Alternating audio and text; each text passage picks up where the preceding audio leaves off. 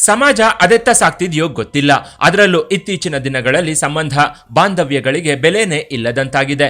ಅದರಲ್ಲೂ ಈಗಿನ ಮಕ್ಕಳು ಸಮಾಜಘಾತುಕರಾಗಿ ಬೆಳೀತಾ ಇರೋದು ನೋಡಿದ್ರೆ ನಿಜಕ್ಕೂ ಇವರ ಮುಂದಿನ ಭವಿಷ್ಯ ಹೇಗಿರುತ್ತೆ ಅನ್ನೋದೇ ದೊಡ್ಡ ಯೋಚನೆ ಆಗಿದೆ.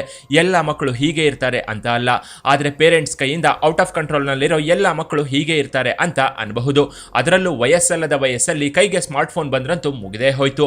ಓದೋ ವಯಸ್ಸಲ್ಲಿ ನೋಡಬಾರ್ದನ್ನೆಲ್ಲ ನೋಡಿ ಮಾಡಬಾರ್ದ ಕೆಲಸ ಮಾಡೋಕೆ ಮುಂದಾಗ್ತಾರೆ ಈಗಿನ ಮಕ್ಕಳು. ಹೀಗೆ ಉತ್ತರ ಪ್ರದೇಶದಲ್ಲೂ ಒಂದು ಘಟನೆ ನಡೆದಿತ್ತು. ಇದೀಗ ಇಡೀ ಉತ್ತರ ಪ್ರದೇಶವನ್ನೇ ಈ ಕೇಸ್ ನಡುಗಿಸಿದೆ. ಉತ್ತರ ಪ್ರದೇಶದ ಘಾಜಿಯಾಬಾದ್ನಲ್ಲಿ ಮೀನಾ ಅನ್ನೋ 25 ವರ್ಷದ ಯುವತಿ BA/B.Ed ಮುಗಿಸಿ ಮಥುರಾದ ಒಂದು ಪ್ರೈವೇಟ್ ಸ್ಕೂಲಲ್ಲಿ ಟೀಚರ್ ಆಗಿ ಕೆಲಸ ಮಾಡ್ತಿದ್ಲು. ದಿನ ಘಾಜಿಯಾಬಾದ್ನಿಂದ ಆಗ್ರಾದಲ್ಲಿರೋ ಸ್ಕೂಲ್ಗೆ ಹೋಗಿ ಬರೋದಕ್ಕೆ ದೂರ ಆಗುತ್ತೆ ಅಂತ ಸ್ಕೂಲ್ ಹತ್ರನೇ ಒಂದು ಬಾಡಿಗೆ ಮನೆ ಮಾಡ್ಕೊಂಡು ಜೀವನ ಸಾಗಿಸೋಕೆ ಶುರು ಮಾಡಿದ್ಲು. ಬೆಳಗ್ಗೆ ಸ್ಕೂಲ್ಗೆ ಹೋಗ್ತಿದ್ದ ಮೀನಾ ಸಂಜೆ 4 ಗಂಟೆಗೆಲ್ಲ ಮನೆಗೆ ಬರ್ತಿದ್ಲು. ಹೀಗೆ ಬಂದೋಳು ಮನೆಯಲ್ಲಿ ಫ್ರೀ ಆಗಿರ್ತಿದ್ಲು. ಸ್ಕೂಲಲ್ಲಿ ತಿಂಗಳಿಗೆ 15,000 ಸಂಬಳ ಕೈಗೆ ಬರ್ತಿತ್ತು. ಸಂಜೆ ಹೇಗೋ ಫ್ರೀ ಆಗಿರ್ತೀನಿ ಅಂತ ಮೀನಾ ಮಕ್ಕಳಿಗೆ ಟ್ಯೂಷನ್ ತಗೊಂಡ್ರೆ ಒಂದಷ್ಟು ಹಣ ಸಿಗುತ್ತೆ ಅಂತ ಯೋಚಿಸಿ 8ನೇ ಕ್ಲಾಸಿಂದ 10ನೇ ಕ್ಲಾಸ್ ಮಕ್ಕಳಿಗೆ ಟ್ಯೂಷನ್ ತಗೊಳ್ಳೋಕೆ ಶುರು ಮಾಡಿದ್ಲು. ಮೀನಾ ಟ್ಯೂಷನ್ ತಗೊಳ್ಳೋ ವಿಚಾರ ಗೊತ್ತಾಗಿ ಅಕ್ಕಪಕ್ಕದ ಮನೆ ಹಾಗೂ ಪಕ್ಕದ ಏರಿಯಾ ಮಕ್ಕಳೆಲ್ಲ ಮೀನಾ ಹತ್ರ ಟ್ಯೂಷನ್ಗೆ ಬರ್ತಿದ್ರು. ಹೀಗೆ ಬ್ಯಾಂಕ್ ನಲ್ಲಿ ಕೆಲಸ ಮಾಡ್ತಿದ್ದ ದಂಪತಿಯೊಬ್ರು 10ನೇ ಕ್ಲಾಸ್ ಓದ್ತಿದ್ದ ತಮ್ಮ ಮಗ ರೋಹಿತ್ ಅನ್ನೋನನ್ನ ಮೀನಾ ಹತ್ರ ಟ್ಯೂಷನ್ಗೆ ಸೇರಿಸಿದ್ರು. ಇವರು ಮಗನನ್ನ ಅದೆಷ್ಟು ಮುದ್ದಾಗಿ ಸಾಕಿದ್ರು ಅಂದ್ರೆ ಮಗ ಕೇಳಿದ್ದನ್ನೆಲ್ಲ ಕೊಡಿಸಿದ್ರು. ಹೀಗೆ SSLCಗೆ ಕಾಲಿಟ್ಟಿದ್ದ ರೋಹಿತ್ ಕೈಗೆ ಆಗ್ಲೇ ಮೊಬೈಲ್ ಬಂದಿತ್ತು. ಇದರಿಂದ ಬೇಡದ ವಿಡಿಯೋಗಳನ್ನ ನೋಡ್ತಾ ಓದೋದ್ರಲ್ಲಿ ಡಲ್ ಆಗಿದ್ದ. ಈ ವಿಷಯ ಗೊತ್ತಿಲ್ಲದೆ ಪೋಷಕರು ನಮ್ಮ ಮಗ ಚೆನ್ನಾಗಿ ಓದ್ತಿಲ್ಲ ಅಂತ ಮೀನಾ ಹತ್ರ ಟ್ಯೂಷನ್ಗೆ ಸೇರಿಸಿದ್ರು. ಹೀಗೆ ಟ್ಯೂಷನ್ಗೆ ಸೇರಿದ ರೋಹಿತ್ನ ಕಣ್ಣು ಮೀನಾಳ ಮೈಮಾಟದ ಮೇಲೆ ಬಿದ್ದಿತ್ತು. ರೋಹಿತ್ ಅದೆಂತ ಕಿಲಾಡಿ ಅಂದ್ರೆ 15ನೇ ವಯಸ್ಸಿಗೆ ಟೆಕ್ನಾಲಜಿಯನ್ನ ಹೇಗೆ ಬಳಸ್ಕೋಬೇಕು ಅಂತ ಚೆನ್ನಾಗಿ ತಿಳ್ಕೊಂಡಿದ್ದ. ಹೀಗಿದ್ದ ರೋಹಿತ್ ಬೇಕು ಅಂತಾನೆ ಟ್ಯೂಷನ್ಗೆ ಲೇಟ್ ಆಗಿ ಬರ್ತಿದ್ದ. ಎಲ್ರೂ ಮನೆಗೆ ಹೋದ್ಮೇಲೆ ಟೀಚರ್ ಹತ್ರ ಡೌಟ್ ಕೇಳೋ ನೆಪದಲ್ಲಿ ಮೀನಾ ಹತ್ರ ಹೋಗಿ ಕೂರ್ತಿದ್ದ. ಆದ್ರೆ ಪಾಪದ ವಯಸ್ಸಿನ ಮಗು ಅಂತ ಇದ್ಯಾವುದರ ಬಗ್ಗೆಯೂ ತಲೆ ಕೆಡಿಸಿಕೊಳ್ಳದ ಮೀನಾ ನನ್ನ ಸ್ಟೂಡೆಂಟ್ ಓದಿ ಚೆನ್ನಾಗಿದ್ರೆ ಸಾಕು ಅಂತ ರೋಹಿತ್ ಡೌಟ್ಸ್ ನ ಕ್ಲಿಯರ್ ಮಾಡ್ತಿದ್ಲು. ಹೀಗೆ ಕಳೆದ 6 ತಿಂಗಳ ಹಿಂದೆ ಮೀನಾ ಪೋಷಕರು ಮಗಳಿಗೆ ಮದುವೆ ಮಾಡೋಕೆ ಹುಡುಗನನ್ನ ನೋಡಿದ್ರು. ಮುರಳಿ ಅನ್ನೋ ಯುವಕ ಮೀನಾನ ಮದುವೆಯಾಗೋಕೆ ಸರಿ ಅಂದಿದ್ದ. ಟ್ಯೂಷನ್ ನಡೀತಿದ್ದ ಹೊತ್ತಲ್ಲೇ ಮುರಳಿ ಮೀನಾ ಮನೆಗೆ ಬರ್ತಿದ್ದ. ಆತ ಮೀನಾ ಹತ್ರ ಹರಟೆ ಹೊಡೆದು ಹೋಗ್ತಿದ್ದ. ಆದ್ರೆ ಇವರಿಬ್ಬರನ್ನ ನೋಡಿದ ರೋಹಿತ್ ಕೆರಳಿ ಕೆಂಡವಾಗಿದ್ದ. ಈ ನಡುವೆ ಮೀನಾ ಮುರಳಿ ನಡುವೆ ಬಾಂಡಿಂಗ್ ಗಟ್ಟಿಯಾಗಿ ಇನ್ನು 4 ತಿಂಗಳಲ್ಲಿ ಮದುವೆ ಅಂತ ಮಾತುಕತೆಯಾಗಿತ್ತು. ಈ ವಿಚಾರ ರೋಹಿತ್ಗೂ ಗೊತ್ತಾಗಿತ್ತು. ಮೀನಾಗೆ ಮದುವೆ ಫಿಕ್ಸ್ ಆಗ್ತಿದ್ದಂತೆ ಸೀದಾ ಮೀನಾ ಹತ್ರ ಬಂದಿದ್ದ ರೋಹಿತ್ ನೀವಂದ್ರೆ ನನಗೆ ಇಷ್ಟ ಅಂತ ನೇರವಾಗಿ ಹೇಳಿದ್ದ. ಆದ್ರೆ ಮೀನಾ ಇದೆಲ್ಲ ತಪ್ಪು, ಈ ವಯಸ್ಸಲ್ಲಿ ಬರೋದು ಲವ್ ಅಲ್ಲ, ಇದು ಜಸ್ಟ್ ಅಟ್ರಾಕ್ಷನ್ ಅಷ್ಟೇ, ಈ ವಯಸ್ಸಿಗೆಲ್ಲ ಹೀಗೆ ಆಡಬಾರ್ದು ಅಂತ ಬುದ್ಧಿ ಮಾತು ಹೇಳಿದ್ಲು. ಅಲ್ಲದೆ ಓದೋ ಕಡೆ ಗಮನ ಕೊಡು ಅಂತಾನು ಹೇಳಿದ್ಲು. ಇದರಿಂದ ಸಹನೆ ಕಳ್ಕೊಂಡ ರೋಹಿತ್ ಹೇಗಾದ್ರೂ ಮಾಡಿ ಮೀನಾನ ಪಡ್ಕೋಬೇಕು ಅಂತ ಯೋಚಿಸಿದ್ದ. ಸ್ಕೂಲಲ್ಲಿ ದಿನವೆಲ್ಲ ನಿಂತು ಪಾಠ ಮಾಡಿ ಮನೆಗೆ ಬರ್ತಿದ್ದ ಮೀನಾ ಸ್ನಾನ ಮಾಡಿದ ಬಳಿಕ ಮಕ್ಕಳಿಗೆ ಟ್ಯೂಷನ್ ತಗೊಳ್ತಿದ್ಲು. ಈ ವಿಷಯ ರೋಹಿತ್ಗೂ ಗೊತ್ತಿತ್ತು. ಆಗ್ಲೇ ರೋಹಿತ್ ಮೀನಾನ ವಾಮ ಮಾರ್ಗದಲ್ಲಿ ಪಡ್ಕೋಬೇಕು ಅಂತ ಪ್ಲಾನ್ ಮಾಡಿದ್ದ. ಕಳೆದ 2 ತಿಂಗಳಿಂದ ಮೀನಾ ಸ್ಕೂಲಿಂದ ಬರೋದಕ್ಕೂ ಮೊದಲೇ ಮೀನಾ ಮನೆ ಹತ್ರ ಬಂದು ರೋಹಿತ್ ಕಾಯ್ತಿದ್ದ. ರೋಹಿತ್ ಮನೆ ಮುಂದೆ ಕಾಯ್ತಾ ಇರೋದನ್ನ ನೋಡಿ ಮೀನಾ ಶಾಕ್ ಆಗಿದ್ಲು. ಯಾಕಿಷ್ಟು ಬೇಗ ಬಂದಿದ್ದೀಯಾ ಅಂತ ಮೀನಾ ಸಹಜವಾಗಿ ರೋಹಿತ್ ನ ಕೇಳಿದ್ಲು. ಆಗ ರೋಹಿತ್ ಇವತ್ತು ಫ್ಯಾಮಿಲಿ ಜೊತೆ ಹೊರಗೆ ಹೋಗ್ತಿದ್ದು ಬೇಗ ಟ್ಯೂಷನ್ ಮುಗಿಸಿಕೊಂಡು ಮನೆಗೆ ಹೋಗ್ತೀನಿ ಅಂತ ಹೇಳಿದ್ದ. ಸರಿ ಅಂದಿದ್ದ ಮೀನಾ ಬಾಗಿಲು ತೆಗೆದು ರೋಹಿತ್ ನ ಮನೆಗೆ ಕರೆದಿದ್ಲು. ರೋಹಿತ್ ನ ಹಾಲ್ನಲ್ಲಿ ಕೂರಿಸಿದ ಮೀನಾ ಸ್ನಾನಕ್ಕೆ ಹೋಗೋಕೆ ರೆಡಿ ಆಗಿದ್ಲು. ಮೊದಲೇ ಪಕ್ಕಾ ಪ್ಲಾನ್ ಮಾಡ್ಕೊಂಡು ಬಂದಿದ್ದ ರೋಹಿತ್ ನಾನು ಟಾಯ್ಲೆಟ್ಗೆ ಹೋಗ್ಬೇಕು ಅಂತ ಹೇಳಿ ಮೀನಾ ಸ್ನಾನಕ್ಕೆ ಹೋಗೋಕು ಮೊದಲೇ ಟಾಯ್ಲೆಟ್ಗೆ ಹೋಗಿದ್ದ. ರೋಹಿತ್ ಮೇಲೆ ಯಾವುದೇ ಅನುಮಾನ ಇಲ್ಲದೆ ಇದ್ದಿದ್ರಿಂದ ಮೀನಾ ಕೂಡ ಹೋಗು ಅಂತ ಹೇಳಿದ್ಲು. ಆದ್ರೆ ಇಲ್ಲೇ ಆಗಿದ್ದು ನೋಡಿ ಒಂದು ದೊಡ್ಡ ಎಡವಟ್ಟು. ಹೀಗೆ ಹೋಗಿದ್ದ ರೋಹಿತ್ ತನ್ನ ಜೇಬಲ್ಲಿದ್ದ 2 ಕ್ಯಾಮೆರಾಗಳನ್ನ ಮೀನಾ ಮನೆಯ ಬಾತ್ರೂಮ್ನಲ್ಲಿಟ್ಟು ಬಂದಿದ್ದ. ವಿಷಯ ಗೊತ್ತಿಲ್ಲದ ಮೀನಾ ಬಾತ್ರೂಮ್ಗೆ ಹೋಗಿ ಬಟ್ಟೆ ಕಳಚಿ ಬೆತ್ತಲಾಗಿ ಸ್ನಾನ ಮಾಡಿದ್ಲು. ಸ್ನಾನವಾದ ಬಳಿಕ ಫ್ರೆಶ್ ಆಗಿ ಹೊರಗೆ ಬಂದಿದ್ಲು. ರೋಹಿತ್ ಮುಂದೆನೆ ರೆಡಿಯಾಗೋಕೆ ರೂಮ್ಗೆ ಹೋಗಿದ್ಲು. ಈ ಗ್ಯಾಪಲ್ಲಿ ಮತ್ತೆ ಬಾತ್ರೂಮ್ಗೆ ಹೋದ ರೋಹಿತ್ ಕ್ಯಾಮೆರಾ ತಗೊಂಡು ಜೇಬಿಗೆ ಹಾಕೊಂಡಿದ್ದ. 25 ವರ್ಷದಿಂದ ಮೀನಾ ತನ್ನ ಅಂಗಸೌಷ್ಠವನ್ನ ತನ್ನ ತಾಯಿಗೂ ತೋರಿಸದೆ ಜೋಪಾನವಾಗಿ ಕಾಪಾಡಿಕೊಂಡು ಬಂದಿದ್ಲು. ಆದ್ರೆ ರೋಹಿತ್ ಮಾಡಿದ ಕೆಲಸಕ್ಕೆ ಅವನ ಕ್ಯಾಮೆರಾದಲ್ಲಿ ಮೀನಾ ಬೆತ್ತಲಾಗಿದ್ಲು.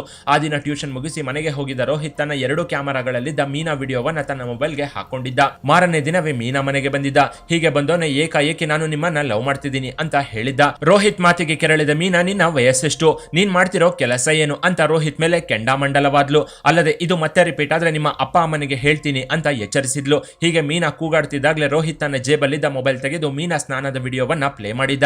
ವಿಡಿಯೋ ನೋಡಿದ ಮೀನಾ ಶಾಕ್ ಹೊಡೆದವಳಂತೆ ವಿಡಿಯೋ ನೋಡ್ತಲೇ ಕುಸಿದು ಬಿದ್ದಿದ್ಲು. ಅವಳ ಬಾಯಿ ಕಟ್ಟಿ ಹೋಗಿತ್ತು. ಆಗ ರೋಹಿತ್ ನಾನು ಹೇಳಿದಂತೆ ಕೇಳಲಿಲ್ಲ ಅಂದ್ರೆ ಈ ವಿಡಿಯೋನ ಸೋಷಿಯಲ್ ಮೀಡಿಯಾದಲ್ಲಿ ಹಾಕಿ ವೈರಲ್ ಮಾಡ್ತೀನಿ ಅಂತ ಮೀನಾಗೆ ಹೆದರಿಸಿದ್ದ. ಅಲ್ಲದೆ ಈ ವಿಚಾರವನ್ನ ಯಾರಿಗಾದ್ರೂ ಹೇಳಿದ್ರೆ ನಿನ್ನ ಸ್ನಾನದ ವಿಡಿಯೋವನ್ನ ಫೇಸ್ಬುಕ್ ಅಲ್ಲಿ ಹಾಕಿ ಮಾನ ಕಳೀತೀನಿ ಅಂತ ಎಚ್ಚರಿಸಿದ್ದ. ರೋಹಿತ್ ಮಾಡಿದ ಕೆಲಸಕ್ಕೆ ದಿಕ್ಕು ತೋಚದೆ ಮೀನಾ ರೋಹಿತ್ ನ ಹತ್ರ ಅಂಗಲಾಚಿದ್ಲು. ನನಗೆ ಮದ್ವೆ ಫಿಕ್ಸ್ ಆಗಿದೆ, ಈ ವಿಡಿಯೋ ಹೊರಗೆ ಬಂದ್ರೆ ನನ್ನ ಕುಟುಂಬದ ಮರ್ಯಾದೆ ಹೋಗುತ್ತೆ, ನನ್ನ ಮಾನ ಹೋಗುತ್ತೆ ಅಂತ ಕಣ್ಣೀರು ಹಾಕಿದ್ಲು. ಆದ್ರೂ ಪಟ್ಟು ಬಿಡದ ರೋಹಿತ್ ಮೀನಾ ಮುಂದೆ ತನ್ನ ಕಾಮನಿವೇದನೆಯನ್ನ ಮುಂದಿಟ್ಟು ಮನೆಗೆ ಹೋಗಿದ್ದ. ಹೀಗೆ ಬ್ಲಾಕ್ ಮೇಲ್ ಮಾಡಿದ ರೋಹಿತ್ ಮತ್ತೆ ಟ್ಯೂಷನ್ ಕಡೆ ತಲೆ ಹಾಕಿರ್ಲಿಲ್ಲ. ಆದ್ರೆ ಮರ್ಯಾದೆ ಹೋಗುತ್ತೆ ಅಂತ ಹೆದರಿದ ಮೀನಾ ರೋಹಿತ್ಗೆ ಫೋನ್ ಮಾಡಿ ಮನೆಗೆ ಕರೆಸಿಕೊಂಡಿದ್ಲು. ಮೀನಾ ಇಲ್ಲೇ ಎಡವಟ್ಟು ಮಾಡಿದ್ಲು. ಈ ವಿಚಾರವನ್ನ ಆರಂಭದಲ್ಲೇ ಪೊಲೀಸರ ಗಮನಕ್ಕೆ ತಂದಿದ್ದಿದ್ರೆ ಇವತ್ತು ಮೀನಾ ಚೆನ್ನಾಗೇ ಇರ್ತಿದ್ಲು. ಆದ್ರೆ ಚಿಕ್ಕ ಹುಡುಗ ಇವನೇನು ಮಾಡ್ತಾನೆ ಅನ್ನೋ ಅಂದಾಜಿನಲ್ಲೇ ಮೀನಾ ರೋಹಿತ್ ಜೊತೆ ದೈಹಿಕ ಸಂಪರ್ಕಕ್ಕೆ ಸರಿ ಅಂದಿದ್ಲು. ನೀನು ಹೇಳ್ದಂತೆ ಕೇಳ್ತೀನಿ, ಆ ವಿಡಿಯೋನ ಡಿಲೀಟ್ ಮಾಡ್ತೀಯಾ ಅಂತ ರೋಹಿತ್ ಹತ್ರ ಕೇಳ್ಕೊಂಡಿದ್ಲು. ಆಗ ರೋಹಿತ್ ಖಂಡಿತ ಡಿಲೀಟ್ ಮಾಡ್ತೀನಿ ಅಂತ ಹೇಳಿದ್ದ. ಬೇರೆ ದಾರಿ ಇಲ್ಲದೆ ಮೀನಾ ತನ್ನ ಶೀಲವನ್ನ ರೋಹಿತ್ಗೆ ದಾರೆ ಎರೆದಿದ್ಲು. ರೋಹಿತ್ನ ಇನ್ನು ಎಳಸು ಅಂದುಕೊಂಡಿದ್ದ ಮೀನಾ ಅವನ ಜೊತೆ ಬೆತ್ತಲಾಗಿ ಮಂಚದ ಮೇಲೆ ಮೈ ಚೆಲ್ಲಿದ್ಲು. ಆದ್ರೆ ರೋಹಿತ್ ಮಾತ್ರ ಮೀನಾಗೆ ಮೊದಲ ಅನುಭವದ ಜೊತೆಗೆ ಅವಳ ಕನ್ಯಾಪೊರೆಯನ್ನ ಹರಿದು ಮುಕ್ಕಿದ್ದ. ಹೀಗೆ ಇಬ್ರು ಮೊದಲ ಸಲದ ಅನುಭವದೊಂದಿಗೆ ಮಿಲನ ಮಹೋತ್ಸವದಲ್ಲಿ ಮುಳುಗಿ ತೇಲಿದ್ರು. ಓದೋ ವಯಸ್ಸಲ್ಲಿ ರೋಹಿತ್ ಟೀಚರ್ ಹತ್ರ ತನ್ನ ಕಾಮದಾಹವನ್ನ ತೀರಿಸಿಕೊಂಡಿದ್ದ. ಇನ್ನು ತನಗೆ ಬೇಕಿದ್ದ ಸುಖ ಸಿಕ್ತಿದ್ದಂತೆ ಮೀನಾ ಮುಂದೆನೆ ತನ್ನ ಮೊಬೈಲ್ ನಲ್ಲಿದ್ದ ವಿಡಿಯೋ ಡಿಲೀಟ್ ಮಾಡಿ ಅಲ್ಲಿಂದ ಸೀದಾ ಜಾಗ ಖಾಲಿ ಮಾಡಿದ್ದ. ಇಲ್ಲಿಗೆ ಪೀಡೆ ಕಳೀತು ಅಂತ ಮೀನಾ ಸುಮ್ಮನಾಗಿದ್ಲು. ಆದ್ರೆ 4 ದಿನದ ಬಳಿಕ ಮೀನಾ ವಾಟ್ಸ್ಆಪ್ಗೆ ರೋಹಿತ್ ಒಂದು ವಿಡಿಯೋ ಕಳಿಸಿದ್ದ. ಇದೊಂದು ವಿಡಿಯೋ ಕಾಪಿ ನನ್ನ ಹತ್ರನೇ ಇದೆ, ಇನ್ನೊಂದು ಸಲ ನನಗೆ ಮತ್ತೆ ಆ ಸುಖ ಕೊಟ್ಬಿಡು, ಈ ವಿಡಿಯೋನು ಡಿಲೀಟ್ ಮಾಡ್ತೀನಿ ಅಂತ ಹೇಳಿದ್ದ. ಆಗ ಮೀನಾಗೆ ಆಕಾಶವೇ ತಲೆ ಮೇಲೆ ಬಿದ್ದಂತಾಗಿತ್ತು. ತನ್ನ ಸಂಕಷ್ಟವನ್ನ ಯಾರ ಹತ್ರನೂ ಹೇಳೋಕು ಆಗದೆ, ಇತ್ತ ರೋಹಿತ್ಗೆ ಮತ್ತೆ ತನ್ನ ಶೀಲವನ್ನ ಒತ್ತೆ ಇಡೋಕು ಆಗದೆ ಮೀನಾ ಮೂಕ ವೇದನೆ ಅನುಭವಿಸಿದ್ಲು. ಆಗ ಬೇರೆ ವಿಧಿ ಇಲ್ಲದೆ ಮೀನಾ ಮತ್ತೆ ರೋಹಿತ್ಗೆ ತನ್ನ ದೇಹವನ್ನ ಧಾರೆ ಎರೆದಿದ್ಲು. ಮೊದಲ ಸಲದ ಅನುಭವದೊಂದಿಗೆ 2ನೇ ಸಲ ರೋಹಿತ್ ಮೀನಾಗೆ ಮಧುಚಂದ್ರಿಕೆಯನ್ನ ತೋರಿಸಿದ್ದ. ಮೀನಾಗೆ ಮೊದಲ ಸಲಕ್ಕಿಂತಲೂ 2ನೇ ಸಲ ನಿಜವಾದ ಕನ್ಯಾಪೊರೆ ಹರಿದಿದ್ದ ಅನುಭವವಾಗಿತ್ತು. ಬಳಿಕ ರೋಹಿತ್ ಇದೇ ವಿಡಿಯೋ ಇಟ್ಕೊಂಡು ಬ್ಲಾಕ್ ಮೇಲ್ ಮಾಡ್ತಾ ಮೀನಾ ಮೇಲೆ 2 ತಿಂಗಳವರೆಗೂ ಅತ್ಯಾಚಾರ ಮಾಡಿದ್ದ. ಒಂದು ದಿನ ರೋಹಿತ್ ತನ್ನ ಸ್ನೇಹಿತರ ಜೊತೆ ಕ್ರಿಕೆಟ್ ಆಡ್ತಿದ್ದಾಗ ತನ್ನ ಮೊಬೈಲ್ನಲ್ಲಿದ್ದ ಮೀನಾಳ ಬೆತ್ತಲೆ ವಿಡಿಯೋವನ್ನ ತನ್ನ ಫ್ರೆಂಡ್ಸ್ಗೂ ತೋರಿಸಿದ್ದ. ಇಲ್ಲೇ ಈ ಕಿರಾತಕ ದೊಡ್ಡ ಎಡವಟ್ಟು ಮಾಡಿದ್ದ. ರೋಹಿತ್ ನಡೆದಿದ್ದನ್ನೆಲ್ಲ ತನ್ನ ಫ್ರೆಂಡ್ಸ್ ಹತ್ರ ಹೇಳಿದ್ದ. ರೋಹಿತ್ ಮಾಡಿದ ಕೆಲಸವನ್ನ ತಪ್ಪು ಅಂತ ಹೇಳಬೇಕಿದ್ದ ಈ ಅಪ್ರಾಪ್ತ ಪುಂಡರು ಈ ಸಲ ನೀನು ಟೀಚರ್ ಹತ್ರ ಹೋಗ್ಬೇಕಾದ್ರೆ ನಾವು ನಿನ್ ಜೊತೆ ಬರ್ತೀವಿ ಅಂತ ಹೇಳಿದ್ರು. ಮಾರನೇ ದಿನವೇ ತನ್ನ 4 ಜನ ಫ್ರೆಂಡ್ಸ್ ನ ಕರ್ಕೊಂಡು ರೋಹಿತ್ ಮೀನಾ ಮನೆಗೆ ಹೋಗಿದ್ದ. ಹೀಗೆ ಹೋದವನು ನಿನ್ನ ವಿಡಿಯೋನ ಇವರು ನೋಡ್ಬಿಟ್ರು, ಇವರ ಜೊತೆ ಒಂದು ಸಲ ಮಲಗಿ ಬಿಡು ಅಂತ ರೋಹಿತ್ ಮೀನಾ ಹತ್ರ ಹೆಗ್ಗು ಸಿಗ್ಗಿಲ್ಲದೆ ಕೇಳಿದ್ದ. ಅಲ್ಲಿಗಾಗ್ಲೇ ಸಹನೆ ಕಳ್ಕೊಂಡಿದ್ದ ಮೀನಾ ರೋಹಿತ್ ಕಪಾಳ ಕಿತ್ತು ಹೋಗುವಂತೆ ಬಾರಿಸಿದ್ಲು. ರೋಹಿತ್ಗೆ ಬಿದ್ದ ಏಟು ನೋಡಿ ಅವನ ಸ್ನೇಹಿತರು ಅಲ್ಲಿಂದ ಕಾಲ್ ಕಿತ್ತಿದ್ರು. ಬಳಿಕ ರೋಹಿತ್ಗೆ ಸರಿಯಾಗಿ ಜಾಡಿಸಿದ ಮೀನಾ ಅವನ ಜನ್ಮ ಜಾಲಾಡಿದ್ಲು. ಹೀಗೆ ತನ್ನ ಫ್ರೆಂಡ್ಸ್ ಮುಂದೆನೆ ತನ್ನ ಕಪಾಳಕ್ಕೆ ಬಾರಿಸಿದ್ದಕ್ಕೆ ನೊಂದಿದ್ದ ರೋಹಿತ್ ಸೋಷಿಯಲ್ ಮೀಡಿಯಾದಲ್ಲಿ ಮೀನಾ ಸ್ನಾನದ ವಿಡಿಯೋ ಅಪ್ಲೋಡ್ ಮಾಡೋಕೆ ಪ್ಲಾನ್ ಮಾಡಿದ್ದ. ಇದರಲ್ಲಿ ತನ್ನ ಫ್ರೆಂಡ್ ವೀರನ್ ಅನ್ನೋನು ಎಕ್ಸ್ಪರ್ಟ್ ಆಗಿದ್ದು ಅವನ ಸಹಾಯದಿಂದ ಮೀನಾ ಬೆತ್ತಲೆ ವಿಡಿಯೋವನ್ನ ಸೋಷಿಯಲ್ ಮೀಡಿಯಾ ಹಾಗೂ ಪಾರ್ನ್ ವೆಬ್ಸೈಟ್ ಅಲ್ಲಿ ಹಾಕಿದ್ದ. ಅಲ್ಲದೆ ಮೀನಾ ವಿಡಿಯೋನ ಹಲವು ವಾಟ್ಸ್ಆಪ್ ಗ್ರೂಪ್ಗಳಲ್ಲಿ ಶೇರ್ ಮಾಡಿದ್ದ. ಹೀಗೆ ಶೇರ್ ಆದ ವಿಡಿಯೋ ಒಂದೇ ವಾರದಲ್ಲಿ ಮೀನಾಳನ ಮದುವೆ ಆಗಬೇಕಿದ್ದ ಮುರಳಿ ಅನ್ನೋನ ಮೊಬೈಲ್ಗೂ ಹೋಗಿತ್ತು. ತಾನು ತಾಳಿ ಕಟ್ಟಬೇಕಿದ್ದವಳ ಬೆತ್ತಲೆ ವಿಡಿಯೋ ನೋಡಿ ಆತ ಶಾಕ್ ಆಗಿದ್ದ. ಮೀನಾಗೆ ಅದೇ ವಿಡಿಯೋ ಕಳಿಸಿ ಮದುವೆ ಕ್ಯಾನ್ಸಲ್ ಅಂತ ಹೇಳಿದ್ದ. ಎಲ್ಲೋ ಮುರಳಿಗೆ ಮಾತ್ರ ಈ ವಿಡಿಯೋ ಕಳಿಸಿರ್ಬೇಕು ಅನ್ಕೊಂಡಿದ್ದ ಮೀನಾ ಗಾಬರಿಯಿಂದ ರೋಹಿತ್ಗೆ ಕಾಲ್ ಮಾಡಿದ್ಲು. ಆದ್ರೆ ರೋಹಿತ್ ಮೀನಾ ಫೋನ್ ರಿಸೀವ್ ಮಾಡದೆ ಸತಾಯಿಸಿದ್ದ.